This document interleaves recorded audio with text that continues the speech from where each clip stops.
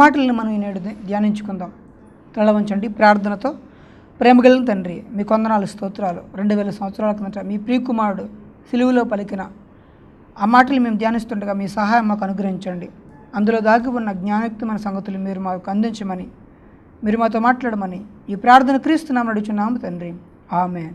యేసుక్రీస్తు వారు సిలువలో మాట్లాడిన 7 మాటల్లో మొదటి మాట లూకాసు వార్త 23వ అధ్యాయము 34వ వాక్యము. యేసు, తండ్రి, వీరేమి చేయుచున్నారో వీరెరుగరు గనుక వీరిని క్షమించమని చెప్పెను. వీరేమి చేయుచున్నారో వీరికి తెలియదు గనుక వీరిని క్షమించము. ఆనాటి సైనికులు, ఆనాటి మతాధికారులు యేసుక్రీస్తును సిలువుకు అప్పగించి ఆయన చిత్రహింసలు చేస్తూ సిలువుకు వేస్తున్న తరుణాల్లో దేవుని కుమారుడు దేవుడైన యేసుక్రీస్తు వారు వీరేమి చేయుచున్నారో వీరెరుగురు గనుక వీరిని క్షమించము. వారేమి చేస్తున్నారో వారికి తెలియదా? ఒక మనిషిని సిలువు వేస్తున్నామని, సిలువులో అతను చనిపోతాడని వారికి తెలియదా అంటే తెలుసు. మరి వారికి ఏమి తెలియదు అంటే యేసుక్రీస్తు వారెవరో, ఆయన గత చరిత్ర ఏమిటో, ఆయన లోక రక్షకుడుగా, మహానుభావుడుగా, ఏ నేరము చేయనివాడుగా, మానవాళిని రక్షించడానికి వచ్చిన రాజు, క్రీస్తు, పాప పరిహారార్థమే వచ్చిన మహానుభావుడిని సిలువ వేస్తున్నారన్న సంగతి వారికి తెలియదు. ఈ మాటనే మహాత్మా గాంధీ గారు ఆయన బ్రతుకు మారడానికి, ఆయన జీవితం నూతనగా భారతదేశాన్ని నడిపించడానికి ఈ మాటనే తనను మార్చిందన్నట్టుగా ఆయన ఇంటర్వ్యూలో చెప్పారు. గాడ్సే అతను చంపుతూ ఉండగా తనను క్షమించండి అన్న ఆ మాట 2000 సంవత్సరాలకు ముందు క్రీస్తు చెబితే, క్రీస్తు తర్వాత కాలంలో గాంధీ గారు చెప్పారు. ఆ మాట ద్వారా ప్రపంచ దేశాలను ఆకర్షించుకున్నాడు. క్రీస్తు మాటలు, ఉన్నత భావాలు మానవ సమస్యలకు పరిష్కార మార్గాన్ని చూపించేవి. నేడు క్షమాగుణము లేక ప్రపంచమంతా ఒకరిపై ఒకరు పగతో రగిలిపోతున్నారు. మాటకు మాట, దెబ్బకు దెబ్బ అనుకుంటూ మనుషులు ప్రయత్నిస్తున్న మానవాళికి క్షమాగుణాన్ని ప్రసాదిస్తూ క్షమాగుణం కలిగి ఉండాలని క్రీస్తు మొట్టమొదటి మాటలో ప్రపంచానికి క్రీస్తు సందేశం అందించారు. దేవుడు క్షమాగుణము కలిగినవాడు. ఆ దేవుని కుమారుడుగా క్రీస్తు వచ్చి భూలోకములో పాపులుగా ఉన్న మనల్ని తండ్రి అయిన దేవుడి దగ్గరకు తీసుకువెళ్ళడానికి ప్రపంచానికి భిక్ష పెట్టింది యేసుప్రభు వారు. మానవాళంతా పడవలసిన భారము, శిక్ష క్రీస్తు భరించినట్టుగా సిలువలో మనం చూడగలం. అంటే యేసుక్రీస్తు వారు క్షమించమంటుంది వారినే కాదు, రోమా సైనికులనే కాదు, నేడు ఉన్న ప్రపంచాన్ని అంతటినీ కూడా క్రీస్తే క్షమిస్తున్నట్టుగా, క్రీస్తు వలనే మనకి ఈరోజు జీవితాలు బ్రతుకుతున్నట్టుగా బైబిల్ చెబుతుంది. బైబిల్ని మనం చూస్తే ఆశ్చర్యపోతాం. ఎఫెసీయులకు రాసిన పత్రిక 4వ అధ్యాయం 32వ వచనంలో క్రీస్తు ప్రపంచ మానవాళ్ళందరినీ క్షమిస్తున్నట్టుగా, ఆ క్షమాపణ వల్లనే మనం జీవిస్తున్నట్టుగా మనకు కనిపిస్తుంది. క్రీస్తునందు దేవుడు క్షమించినట్టుగా ఒకరిని ఒకరు మీరు క్షమించండి. మీ పట్ల ఎవరైనా తప్పు చేస్తే ఒకరి ఎడల ఒకరు దయాగుణము కలిగి ఉండండి. మనుష్యుల మధ్య దయ, క్షమాపణ గుణము లేకపోవడం వల్ల ఈరోజు భార్యాభర్తల గొడవ నుండి దేశాల మధ్య దేశాలకు, రాష్ట్రాల మధ్య రాష్ట్రాలకు, ఈరోజు మనుషుల మధ్య జరుగుతున్న ప్రతి సమస్యకు, ప్రతి గొడవకు మూల కారణం క్షమాగుణం లేకపోవటమే. ప్రపంచ సమస్యలకు పరిష్కార మార్గాన్ని సిలువలో పలికిన మొట్టమొదటి మాటే ఈ ప్రపంచానికి శాంతిని ప్రసాదించగలదు. అవును, మనుషులకు క్షమాగుణాన్ని దేవుడు ప్రసాదిస్తున్నట్టుగా క్రీస్తు ఈ సమాజానికి నిరూపించిన మొట్టమొదటి మాట. ప్రియ దేవుని సంగమా, ఈరోజు క్రైస్తవులుగా, క్రీస్తును నమ్ముకున్న వారిగా ఈ మాటను మన జీవితంలో మనం నెరవేర్చగలుగుతున్నామా అన్న విషయం మనం ఆలోచించాలి. పరలోక రాజ్యానికి వెళ్ళాలంటే ఆ క్రీస్తుని ధరించుకున్న వారుగా తప్పనిసరిగా క్షమాగుణాన్ని కలిగి ఉండాలి అన్నది క్రీస్తు సిలువలో ఆ భయంకరమైన వేదనకరమైన పరిస్థితిలో ఉండేటప్పుడు కూడా ఆయన క్షమిస్తున్నాడు. ఆయనకున్న మనస్సు నేడు మనకి కూడా ఉండాలి. లేని ఎడల ఈ భూలోకములు ఎవరిపైన మన శత్రుభావం కలిగి ఉంటే మనమంతా భయంకరమైన నిత్య పాతాళ గుండానికి వెళ్ళిపోతాం. మత్తయి సువార్త 18వ అధ్యాయము 24వ వాక్యములో 10,000 తలంతు కలిగిన వాడిని ప్రభువు క్షమించాడు. వాడు బయటికి వెళ్ళిపోయిన తర్వాత వాడికి తక్కువ అచ్చి ఉన్న వాడిని క్షమించకుండా వాడు కఠినుడిగా ఉండేటప్పుడు మరి ప్రభు ఏమంటున్నారు? 33వ వచనం మనం ధ్యానిద్దాం. నేను నిన్ను కరుణించిన ప్రకారము నీవును నీ తోటి దాసును కరుణించవలసి ఉండెను కదా అని వానితో చెప్పెను. ప్రభు సెలవిస్తూ, నేను నిన్ను క్షమించి ఉన్న ప్రకారము నీవును నీ తోటి వాడిని క్షమించాలి. అవును, మన పట్ల ఈ భూలోకములు ఎవరైనా, భార్య అయినా, భర్త అయినా, పిల్లలైనా, ఇరుగు పొరుగు వారైనా, స్నేహితులైనా, సంఘంలో ఉన్న బిడ్డలైనా ఎవరైనా సరే తప్పు చేస్తే వారిని మనం క్షమించాలి. ఎందుకు అనగా మనము దేవుని పట్ల అనేకమైన వేల లక్షల తప్పులు మనం చేస్తున్నాం. మన చూపుల్లోనూ, మన మాటల్లోనూ, మన చేతుల్లోనూ ఇన్ని వేల లక్షల పాపాలను దేవుడు మనల్ని క్షమిస్తూ ఉంటుండగా మన పట్ల ఎవరైనా ఇతరులు చేసిన తప్పులు క్షమించకపోతే మనం దేవుడి రాజ్యానికి వెళ్ళలేము. 35వ వచనం, మీలో ప్రతివాడును తన సహోదరుని హృదయపూర్వకంగా క్షమింపని ఎడల నా పరలోకపు తండ్రియు ఆ ప్రకారమే మీ ఎడల చేయననిను. పరలోకంలో తండ్రి కూడా మనం క్షమించకపోతే దేవుడిచ్చే క్షమాపణ మనకు చెల్లదు. క్రీస్తు సిలువలో మొట్టమొదటి మాటలో మన జీవితాలు పరలోకానికి వెళ్ళడానికి, ఈ భూమి మీద శాంతియుతముగా మానవ సమాజానికి క్రీస్తు యొక్క రూపాన్ని చూపించడానికి మొట్టమొదటి మాట క్షమాగుణాన్ని కలిగి ఉండాలని నేర్పిస్తుంది. ఆనాటి మనుషులకు క్రీస్తు ఎవరో తెలియలేదు. మీరు జీవాధిపతిని చంపితిరి అని పేతురు గారు అపోస్తుల కార్యాలు 3:15 చెప్తున్నారు. వారు తెలియక ఈ లోకములో ఉన్న సకల జీవులకు జీవాధిపతిని క్రీస్తునే చంపుతున్నారు. వారికి తెలియక మరి చేస్తున్న తప్పును క్షమించు ప్రభువా అని ప్రార్థిస్తున్నారు. అంటే తెలిసి చేస్తే క్షమాపణ లేదన్నమాట. వారు తెలియక చేస్తున్నారు. ప్రియమైన దేవుని సంగమా, ఈరోజు క్రీస్తు పట్ల మనకు అనేకమైన విషయాలు తెలుసు. తెలిసి కూడా ఒకవేళ మనం తప్పు చేస్తే మనకి క్షమాపణ ఉందా? కాబట్టి మొట్టమొదటి మాటలో ఎంత చరిత్ర ఉంది, ఎంత గంభీరమైన దేవుడు ఆలోచన ఉంది. ఈ విషయాన్ని మనం గమనించాలి. ఇంకా క్రీస్తు పలికిన రెండవ మాటను మనం చూద్దాం. లూకాసు వార్త 23వ అధ్యాయము 43వ వచనం. అందుకాయన వానితో నేడు నీవు నాతో కూడా పరదేశంలో ఉందని నిశ్చయముగా చెప్పుచున్నాను. యేసుక్రీస్తు వారు 2 నేరస్తులతో సిలువేయబడ్డారు. అందులో ఒక నేరస్తుడు తాను మాట్లాడిన మాటలకు యేసుక్రీస్తు వారు చెబుతూ నేడు నీవు నాతో కూడా పరదేశీలో ఉందువు. అసలు పరదేశీ అనేది ఎక్కడ ఉంది? ఆ పరదేశీకి అతను వెళ్ళిపోవడం ఏంటి? పరలోకము పరదేశీ ఒకటే అని ఈరోజు అనేక మంది అనుకుంటున్నారు, కానీ నిజము కాదు. ప్రియ దేవుని సంగమా, యేసుక్రీస్తు వారు మాట్లాడుతూ నేడు నీవు నాతో కూడా పరదేశంలో ఉందువు. ఇక్కడ జరిగిన సందర్భం ఏమిటి? చాలామంది అనుకుంటున్నారు, నేడే మేము బాప్తిసం పొందితే మా యొక్క కోరికలన్నీ అరికట్టుకోవాల్సిన పరిస్థితి ఉంటుంది. సులువు మీద దొంగని ఆదర్శంగా తీసుకుంటూ మరణకాలంలో దగ్గర పడినప్పుడు, వయస్సు ఉడికినప్పుడు మేము బాప్తిసం పొంది సులువు మీద ఎలాగైతే పరలోకానికి పరదేశికి వెళ్ళిపోయాడో మేము కూడా అట్టివాడిని ఆదర్శంగా తీసుకొని మాట్లాడుతున్నారు. కానీ నిజానికి సులువు మీద ఉన్న ఆ నేరస్తుడు సామాన్యుడు కాదు. అతనికి ప్రభు ముందుగానే తెలుసు. అతని మాటల్లో ఎంత జ్ఞానం ఉందో, ఎంత ఆలోచన ఉందో బైబిల్ని మనం గమనిస్తే ఆశ్చర్యపోతాం. 42వ వచనం మనం గమనిద్దాం. ఆయనను చూచి యేసు నీవు నీ రాజ్యములోనికి వచ్చినప్పుడు నన్ను జ్ఞాపకం చేసుకొనుమనెను. ఆ నేరస్తుడికి ఏమి తెలుసు? యేసు ప్రభు మరలా తనకు రాజ్యం ఉందని, ఆ రాజ్యములోకి ఆయన వస్తాడని. అలా వచ్చినప్పుడు నన్ను జ్ఞాపకం చేసుకో అంటే యేసు ప్రభు రెండో రాకడలో ఆయన రాజ్యములోకి వచ్చినప్పుడు వీడు ఉంటాడా?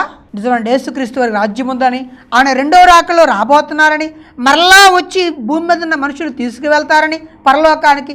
ఇన్ని సంగతులు సులువు మీద ఉన్న నేరస్తుడికి ఎలా తెలుసు అంటే అంతకుముందే క్రీస్తు గురించి వాడికి తెలిసినవాడు. కానీ లోకములో దేవుడి కొరకు తన భక్తిని కాపాడుకోలేక, సమస్యలకు ఇబ్బందులకు తట్టుకోలేక, తన నీతిని కాపాడుకోలేక లోకంలో కలిసిపోయాడే. కానీ అతనికి ముందుగానే క్రీస్తు తెలుసన్నమాట. ఆయన రాజ్యంలోకి వస్తాడని నమ్మకం ఉంది వాడికి. అవునండి, 41వ వచనాన్ని కూడా మనం చూద్దాం. మనకైతే ఇది న్యాయమే, మనము చేసిన వాటికి తగిన ఫలము పొందుచున్నాము గాని ఈయన ఏ తప్పిదము చేయలేదని చెప్పెను. ఇతను ఏ తప్పుదేమో చేయలేదు.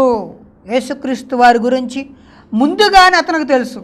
నేడు ఉన్న సంఘములో క్రీస్తు రెండవ రాకడ రాబోతుందని, క్రీస్తు వచ్చినప్పుడు మరలా మనం బ్రతుకుతామని, ఆయన రాజ్యములోకి మనం వెళ్ళాలని, పరలోకానికి ఇన్ని సంగతులు విశ్వాసంతో కలిగి ఉన్నవారు ఉన్నారా మనలోని?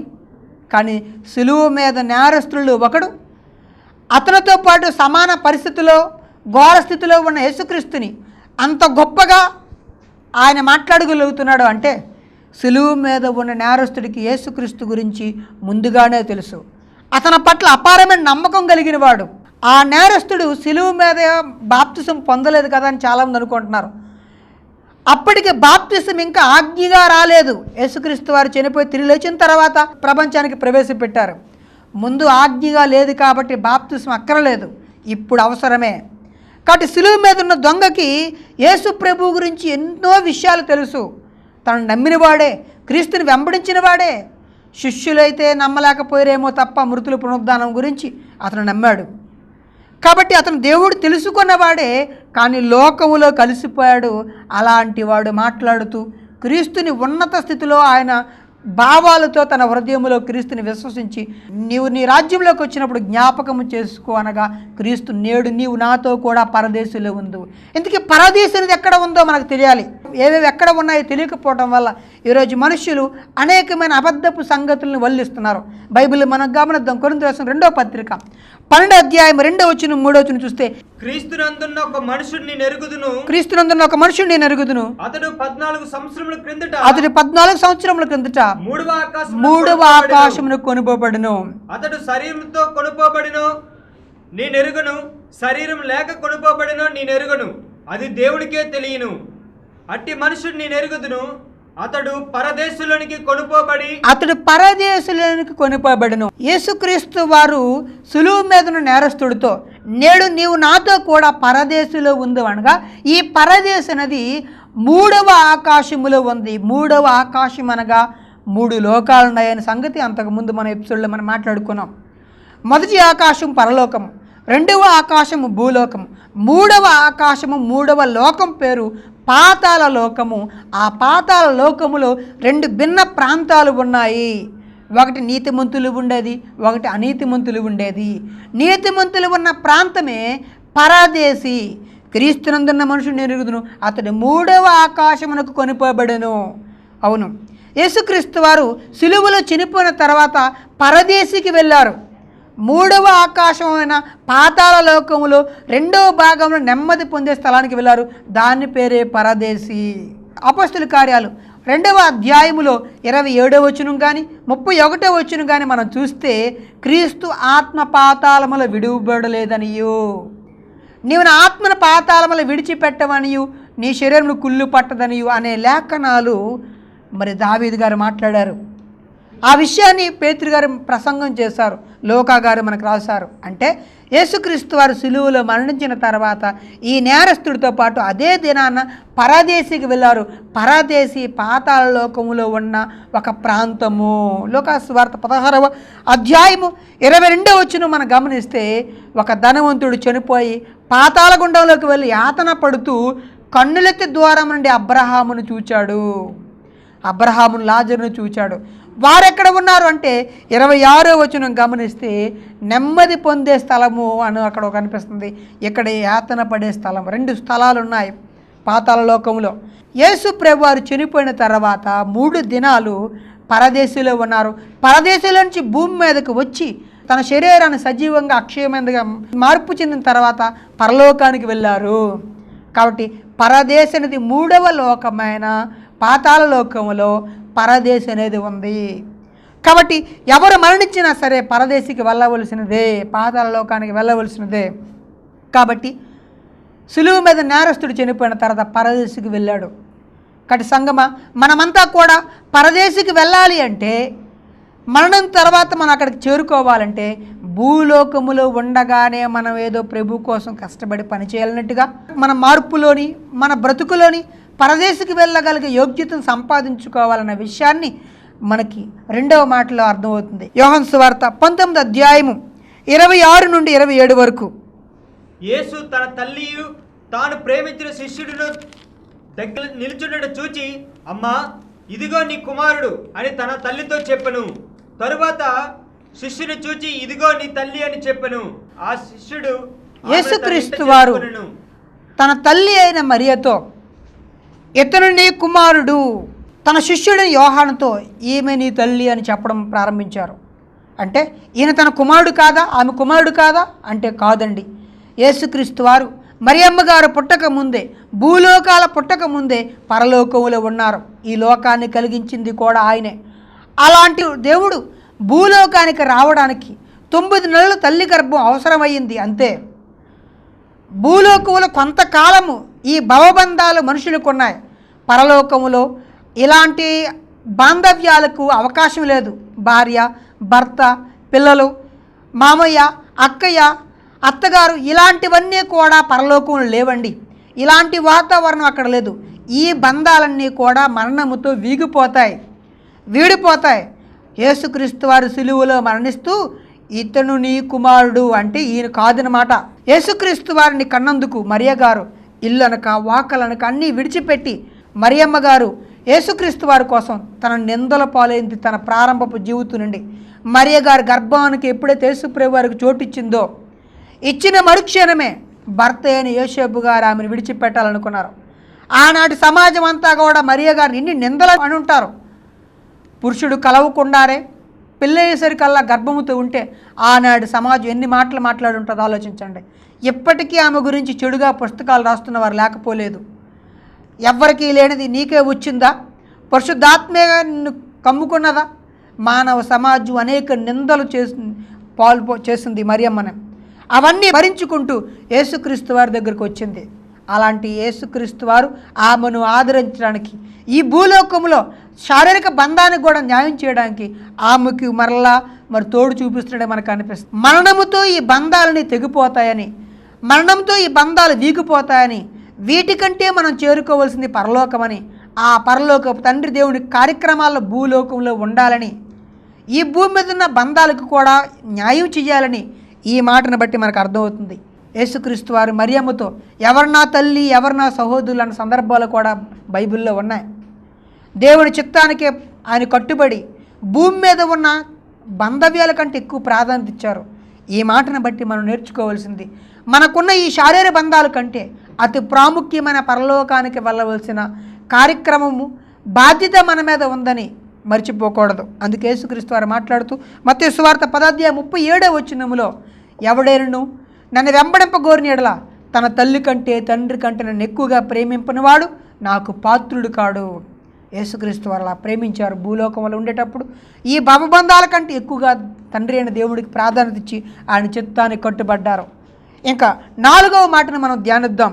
మత్తయి సువార్త 27:46 మధ్యాహ్నం మొదలుకొని 3 గంటల వరకు ఆ దేశమంతా చీకటి కమ్మును. ఇంచుమించు 3 గంటలప్పుడు యేసు ఏలి ఏలి లామా సబక్తా అని బిగ్గరగా కేక వేసెను.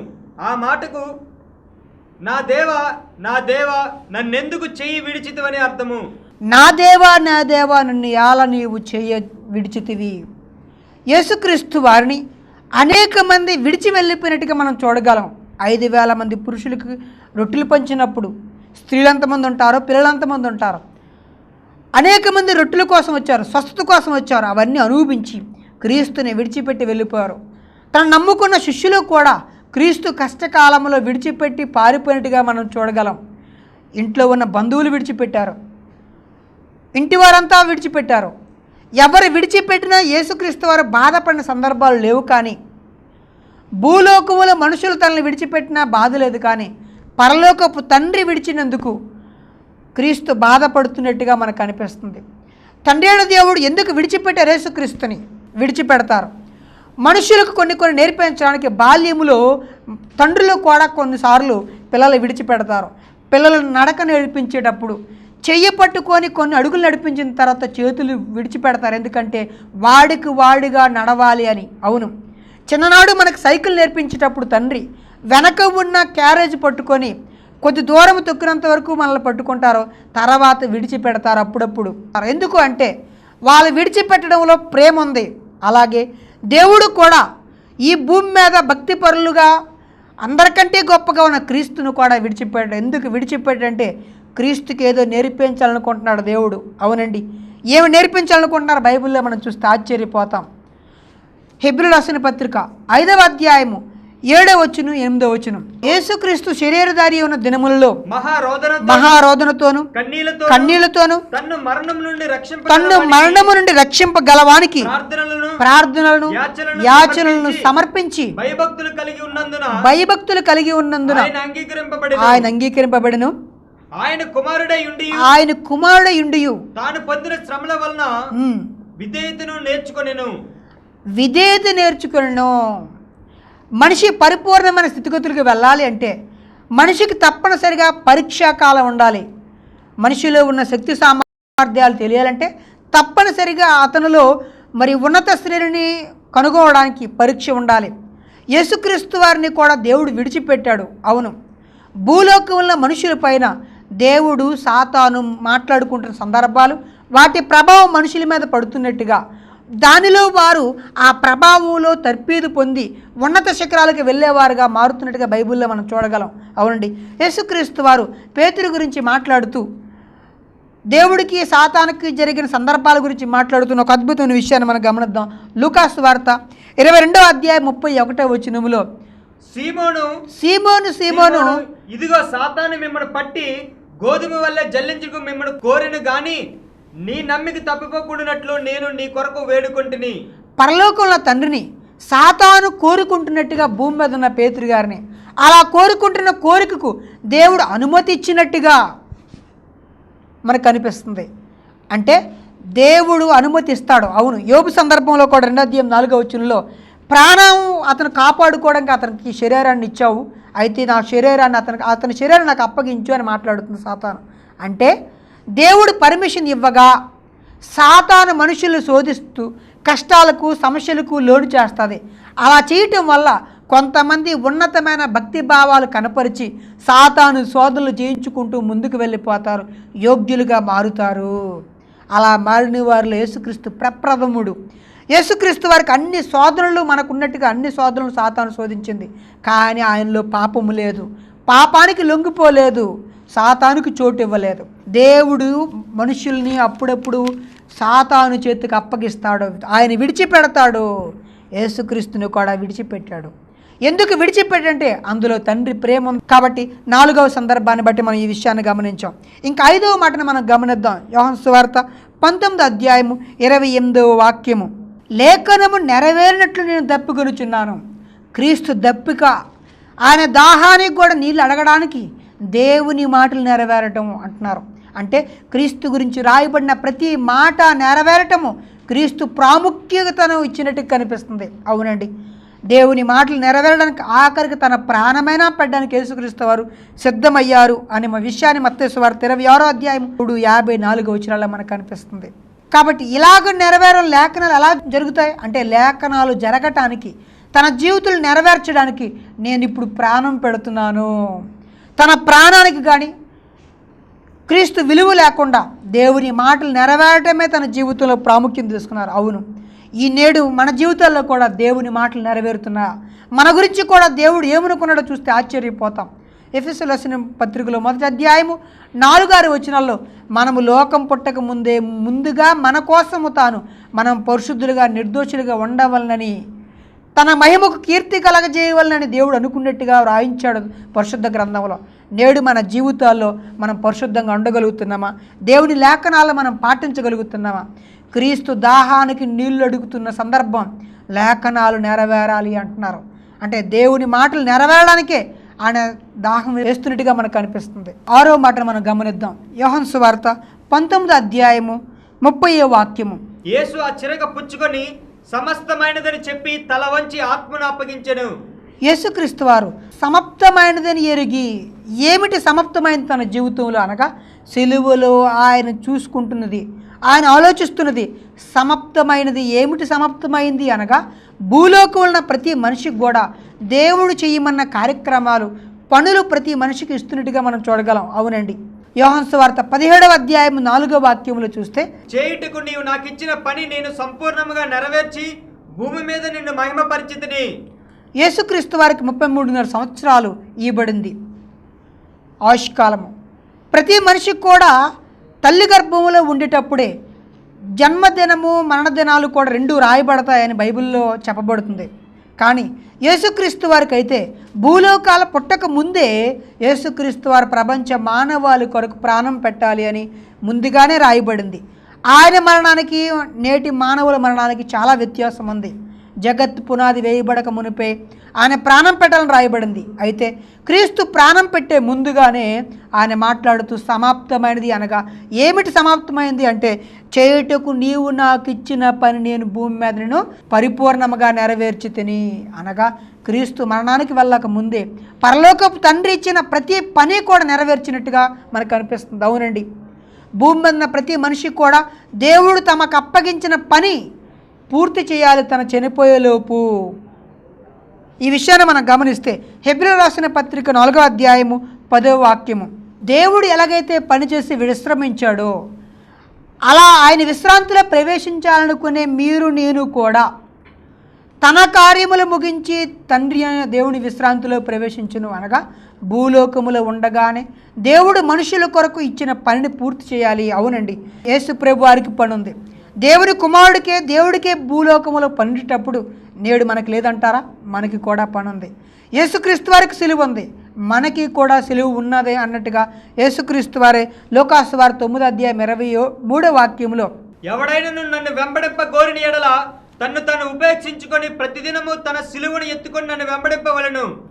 యేసుక్రీస్తు వారికి సిలువ ఉంది, మనకి సిలువ ఉంది. యేసుక్రీస్తు వారికి పని ఉంది, మనకి పని ఉంది. యేసుక్రీస్తు వారు మరణానికి ముందుగానే తన పనిని పూర్తి చేసినట్టుగా మనకు అనిపిస్తుంది. ఆయన 12 ఏండ్ల వాడైనప్పుడే తండ్రి పనుల మీద ఉండాలని మీరు అరగాలని మాట్లాడారు. అంటే 12 సంవత్సరాల్లో ప్రారంభించిన పనిని 33.5 సంవత్సరాలు ముగించారు ఆయన సిలువలో మరణానికి వెళ్ళక ముందే. నేడు మనకి ఇవ్వబడిన పనిని, మనకి ఇవ్వబడిన సిలువను మనం మోసుకు వెళ్తున్నామా? మన తండ్రి చెప్పిన పనిని మనం పూర్తి చేయగలుగుతున్నామా? చెయ్యకపోతే తండ్రి అయిన దేవుని విశ్రాంతిలో మనం ప్రవేశించము. కాబట్టి మరణానికి ముందుగానే దేవుడిచ్చిన పనిని మనం పూర్తి చేయాలన్న విషయం మనకు యేసుక్రీస్తు వారు బోధిస్తున్నారు. ఇంకా 7వ మాటగా లూకాసు వార్త 23వ అధ్యాయము 46వ వాక్యము, అప్పుడు యేసు గొప్ప శబ్దంతో కేకవేసి, తండ్రి నీ చేతికి నా ఆత్మను అప్పగించుకొనుచున్నాను నేను.